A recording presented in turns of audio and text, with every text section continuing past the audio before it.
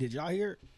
The pie does not exist. In order for the pie to exist, you guys have to make it marketable.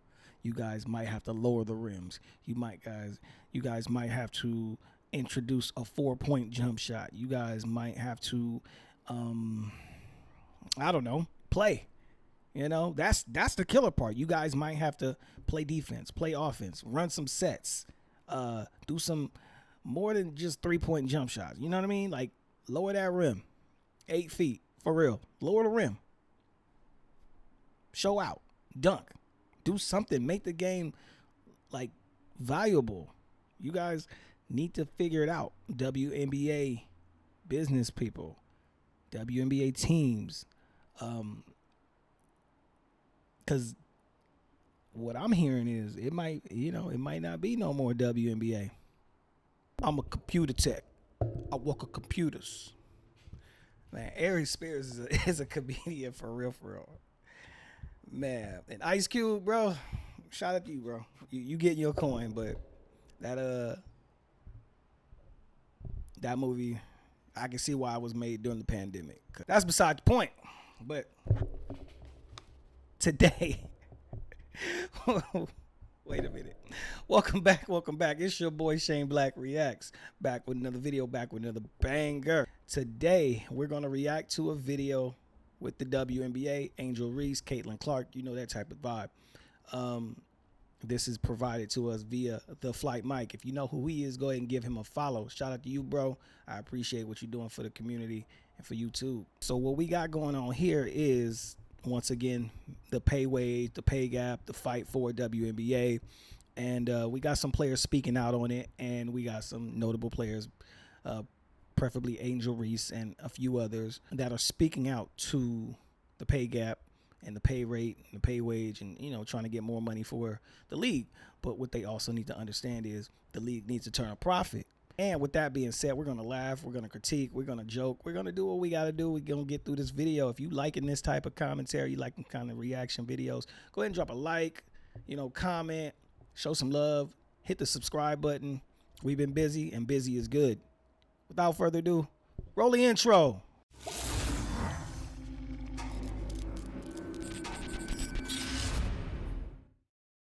Proposal from the league, which was honestly a slap in the face. We are not asking to get paid what the men get paid. We're asking to get paid the same percentage of revenue shared. What if I told you that WNBA players just rejected a deal that would have quadrupled their salaries, and that they're now threatening to set out an entire season unless they get paid like NBA superstars from a league that loses $50 million every single year? Stick around, because what I'm about to show you about this collective bargaining disaster will blow your mind. And trust me, by the end of this video, you'll understand exactly why these players might have just made the biggest mistake in sports history.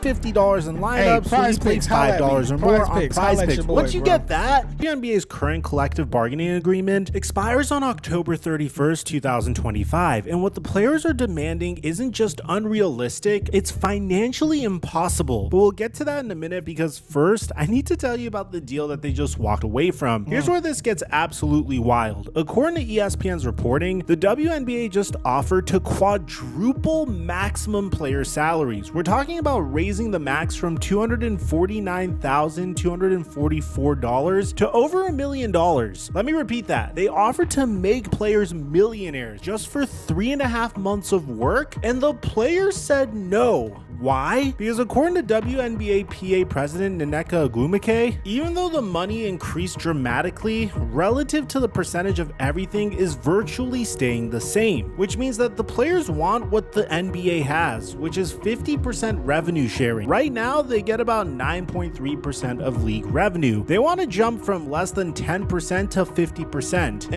Now look, let me talk to y'all real quick. The WNBA needs to turn a profit. Now, to a casual fan like me, I know a few. I know more than 3 players in the WNBA. I know more than 5 teams in the WNBA. I support it from a standpoint of let the game be profitable. Let the game grow. Let the game, you know, be what it is. They're asking for a little too much.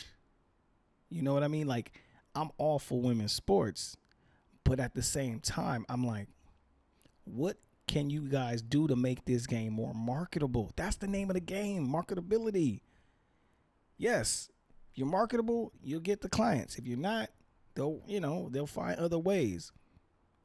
Make sure you follow me on all platforms. That's Shane on TikTok, Shane Black Reacts on Instagram, and here. That's that's just what it is.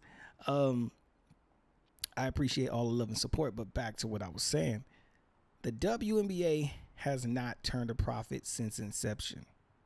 And for the fans that really invest and put their hard work and money and efforts into making the WNBA grow and buying jerseys and going to games and season tickets and stuff like that, like, we want to see a prospering league. The WNBA is being surplus by the NBA, and we're losing. They're losing. The NBA is losing money with the WNBA, and now they're talking about boosting it and, pay us what you owe us and stuff like that. But until they turn a profit, you're going to get these kind of, things going on. Let me know in the comments what you guys think the WNBA should do, the players should do, and the team should do, especially the business owners, because at the end of the day, they the one who signs the checks. The NBA, they have percentages of revenue shared for the players. We are not asking to get paid what the men get paid. We're asking to get paid the same percentage of revenue shared. Okay. Do you know what I'm saying? Got it. So that's a huge misconception. I don't know how many times I have to say this in a video. I mean, I really need to put it in the beginning of a video, just in case if people click off of the content, at least the main takeaway would be this. The WNBA is not profitable. What did I just say? They lose about $40 to $50 million every single year. Not sometimes, not in down years, every single year. Since 1997, the league has lost over $280 million and has never, not once, turned a profit. 28 years of existence and they've never made money. And the craziest part is, whenever a NBA legend tried to suggest ways to make the product more entertaining, WNBA players would really not take it so well. You think if we just lower the rim so y'all could dunk like we dunk, that'll give y'all more oomph than you already have? No. Do you think that the game will get more watch if the rims were a little bit shorter? This is probably one of the most offensive questions you can ask a WNBA player. Now let's do the math that apparently nobody in the WNBPA did. The league's 2024 revenue was about $200 million. If you give players 50% of that, you're talking about $100 million just in salaries. That's before you pay for arenas, staff, travel, marketing, or literally anything else. Remember, they're already losing $50 million a year. Adding another $80 million in player costs would mean that they're now losing $130 million annually. What business can survive that? And speaking of not understanding business, if you didn't hear what the players did to protest, it'll make you want to bang your head against the wall, because it's so tone deaf that it actually hurt their own cause, and the reaction to this was hilarious. So about a month ago was the WNBA All-Star Game. This was supposed to be their big moment. All 22 players wore "Pay Us What You Owe Us" shirts during warm-ups. It went viral on social media. Fans were even chanting "Pay them." It sounded like a perfect protest until they actually played the game. The final score was 117 to 109. These are supposed to be the best players in the league, and they gave such little effort on defense that they scored over 225 points combined. It looked like a pickup game at the local rec center, and before you say, "But Mike, that's what the NBA All-Star Game is," believe me, if you looked at the highlights or the lowlights of this game, you'd understand what I'm talking about here. Sure, in the NBA All-Star Game, which I'm gonna be honest, I haven't watched in quite some time because I personally find it very boring because players aren't really giving that much effort. You don't really see a lot of effort from the NBA players, but at least you're seeing them like trying to dunk the ball, or you'll see some isolation plays, you'll see some very deep three-point attempts, and yeah, eventually it could get a little boring. But in this particular game, you weren't even watching good basketball from the WNBA. And here's the kicker: Kelsey Plum basically admitted that not everyone wanted to participate in the protest. As players, we didn't know that was going to happen. I think it was kind of like a genuine surprise, but see, that's the problem right there. That is another problem. Like, if y'all not even like communicating as a unit, as a WNBA PA, like Players Association, if you guys aren't talking, you guys aren't communicating, and some people want to be for it, some people want to be against it, and y'all going in this blind, that's horrible for y'all look, that's horrible for the image, that's horrible for the league. Y'all need to go back to the drawing board and figure this out, because what business is going to take y'all serious if y'all not even on the same page? That's business 101. You have to be right. Your team has to be right. If your team ain't right, you ain't right, organization ain't right, who's going to take you serious? I wouldn't. But I like the WNBA. I just think, there could be other things that could make it more marketable and more appealing to the audience. T-shirt was determined this morning that we had a meeting for. Not to tattletale, but 0 members of Team Clark were very present for that. But no, we were just we had a very That really needed to be mentioned.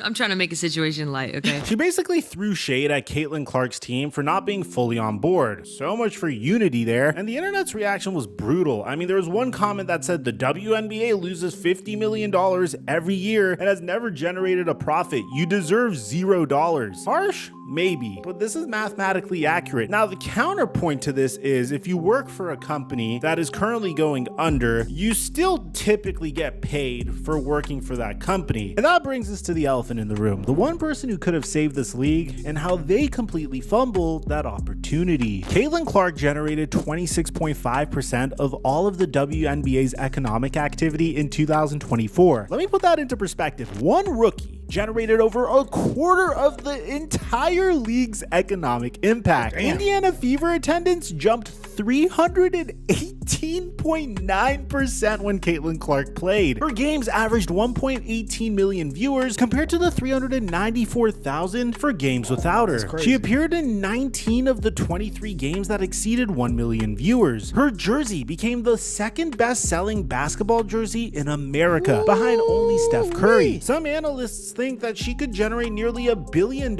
in economic impact for 2025. So naturally, the WNBA and its players did everything they could to mess this up. They kept her off of the Olympic team, costing an estimated $60 million in sponsor value. Kennedy Carter body slammed her in what was initially called a common foul, with Angel Reese cheering her on from the bench. Instead of marketing around their obvious superstar, the only player in WNBA history that people actually seem to care about, they just kept spreading the attention to other players because they were jealous of her. A former Nike marketing director, Jordan Rogers, said that the league suffered from corporate paralysis and created a false choice mentality, treating Clark's success as zero sum. Imagine if the NBA had left Michael Jordan off of the dream team because other players might get jealous. That's essentially what happened here. Now, to be fair, WNBA players do have some leverage. The new unrivaled 3x3 league pays an average of $222,000 for an 8-week season. Overseas, top players can make $500,000 to $1.5 million in Russia and China. So when Angel Reese says, if y'all don't give us what we want, we're sitting out, she's not completely powerless. But here's the uncomfortable truth that nobody wants to talk about. Those overseas leagues that pay more, they're subsidized by wealthy owners as hobbies or government sports programs. They don't face American requirements for profitability or long-term viability. So when players threaten to sit out for unrivaled $222,000 while rejecting the WNBA's offer that's approaching $1 million,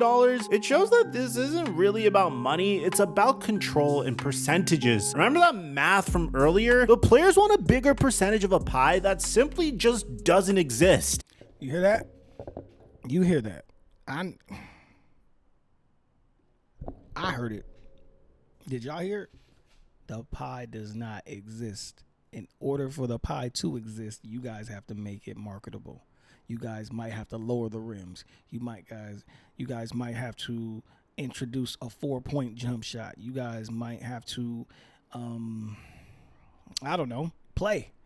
That's the killer part. You guys might have to play defense, play offense, run some sets, do some more than just 3-point jump shots. You know what I mean? Like, lower that rim 8 feet for real. Lower the rim.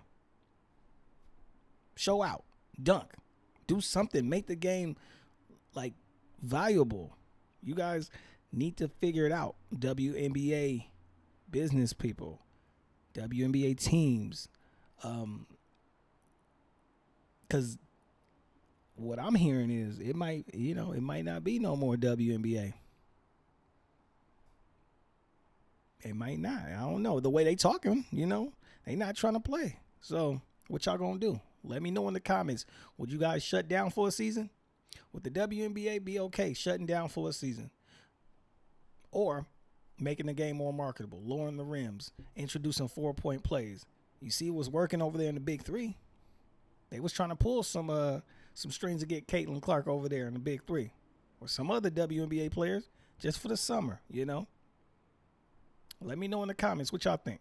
Let's make some comparisons to other leagues that are on the up and up, but they're not necessarily so popular, kind of like the WNBA. Let's talk about Major League Soccer for a minute, because it's the perfect comparison. Soccer is the world's most popular sport, and I gotta be careful because I'm in Italy right now, so over here it's called football, but we all know what real football is. It's what I cover on microphone. But men's soccer has a massive global following, and guess what? The MLS lost $250 million in its first 5 years and took over a decade to achieve profitability. Even today, MLS players get about 30% of the revenue, still well below the 50% that WNBA players want. The NWSL, which is women's soccer, just got a groundbreaking CBA that raised their salary cap to $3.3 million per team by 2025. That's barely double the WNBA's current $1.5 million cap. Despite soccer having broader global appeal, the XFL and AAF, which were male football leagues with built-in fan bases, lost $70 million and $88 million respectively in single seasons while paying players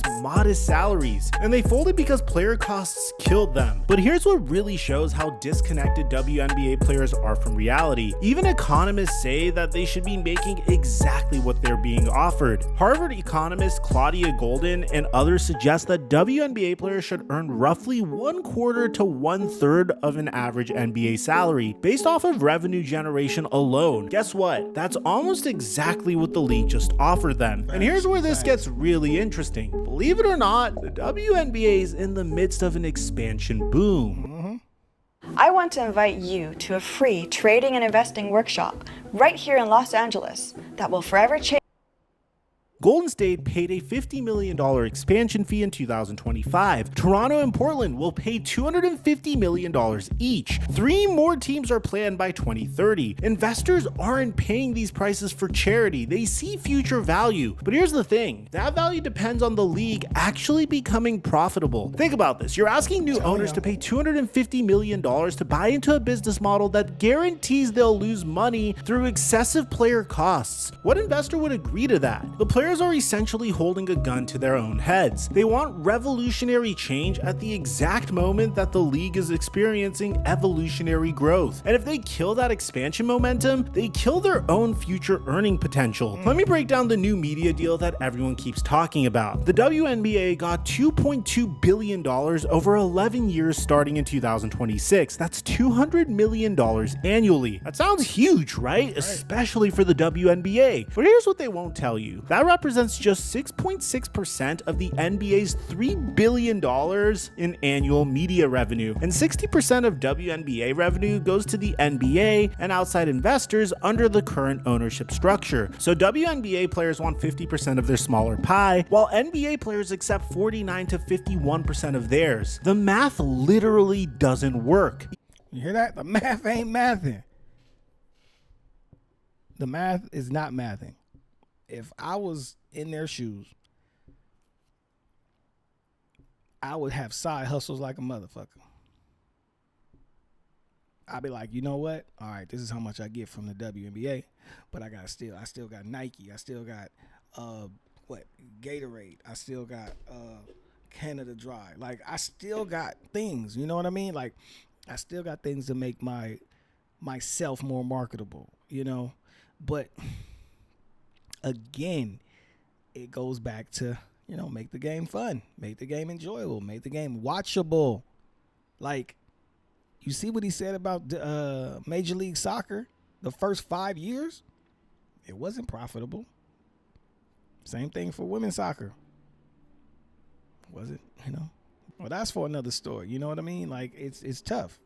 It's definitely tough, and I get it. It's a summer league, and you know you got to get your games in and stay in shape, and you know push the needle. So, back to the video.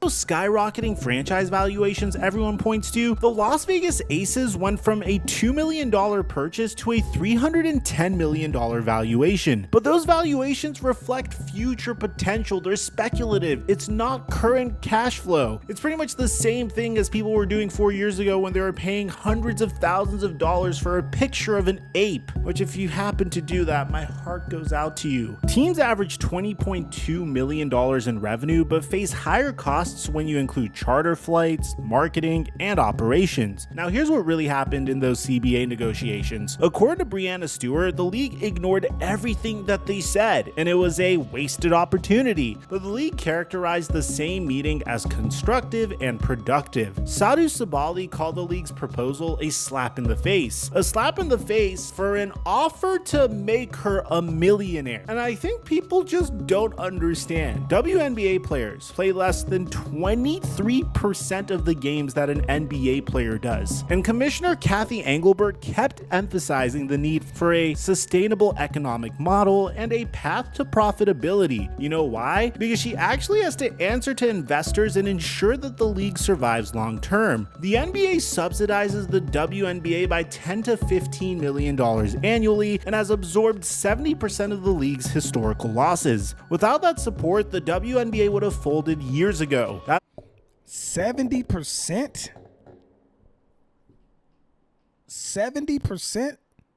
So the NBA eats that L 70% of the time.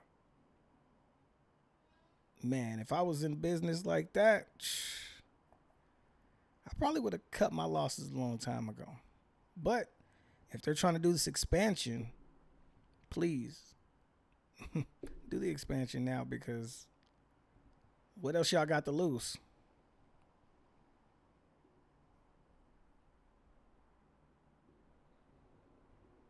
People joke that the WNBA is just a tax write-off for the NBA. So when players demand independence from NBA control while simultaneously needing NBA subsidies, it reveals the fundamental inconsistency in their position. Now let's talk about this threatened work stoppage. No WNBA work stoppage has ever occurred, and there's a reason for that. The league historically couldn't survive one. Nafisa Collier says that players are prepared for the possibility of lockout, but are they really? The charter flight program alone costs $25 million annually. That's over 12% of total revenue just for travel. Player salaries and benefits account for roughly $20 million total across all teams. So the league is spending more on flights than player salaries, and they want to double or triple that cost? A lockout would kill the momentum from the Caitlin Clark season. It would destroy your sponsor relationships and potentially end the expansion plans that represent the player's best path to higher future earnings. Look, I'm not saying WNBA players don't deserve fair compensation. They absolutely do. And the league's offer to quadruple maximum salaries represents real substantial progress. But demanding NBA level revenue percentages from a league that has never turned a profit, rejecting million-dollar offers as slaps in the face, threatening to sit out right when the league is finally gaining momentum, that's not fighting for fair wages, that's being delusional about basic business reality. The WNBA had a transcendent season in 2024. Record attendance, record viewership, record merchandise sales. I mean, guys, we were not making content on the WNBA 2 years ago, and now you guys are watching this. And even with all that success, they still lost money. Adding 40% more in player costs without addressing the underlying economics would accelerate those losses, not create sustainability. History shows that sports leagues need patient capital and gradual growth to achieve sustainability. The NBA took 3 decades to achieve its current economics. The WNBA is 28 years old and just now is experiencing real growth. Players are gambling this moment on demands for immediate revolutionary change. They risk killing the patient to cure the disease. You can't split profits that don't exist. Tell them, hey, you cannot split profits that don't exist. Like I just told you, you can't take from what's not there. You cannot take from what's not there. as much as I love the WNBA, y'all got to lick y'all wounds right quick. Y'all got to lick y'all wounds. Y'all got to go back to the drawing board. Y'all got to figure this out. It's going to be a crazy what-if story. You see what happened to the XFL? They had to re-scramble and come back out. Now it's like, But who am I? Comment section down below. What do you think? Are WNBA players being unrealistic, or do they have a point about revenue sharing? I'd like to hear what you have to say. So this is what we're going to do. We're going to wrap it up right here. I appreciate all you guys that's supporting the channel, but we need our likes to get up. We need subscribers to get it up. We got to do some work on this channel. I appreciate each and every one of you. If you guys like videos like this, go ahead and drop a comment down below and let me know what other videos I should cover. WNBA or NBA, let me know. I appreciate all you guys. I love you guys. Make sure to follow me on all platforms. Like, comment, share, subscribe. To the next one, y'all. Peace.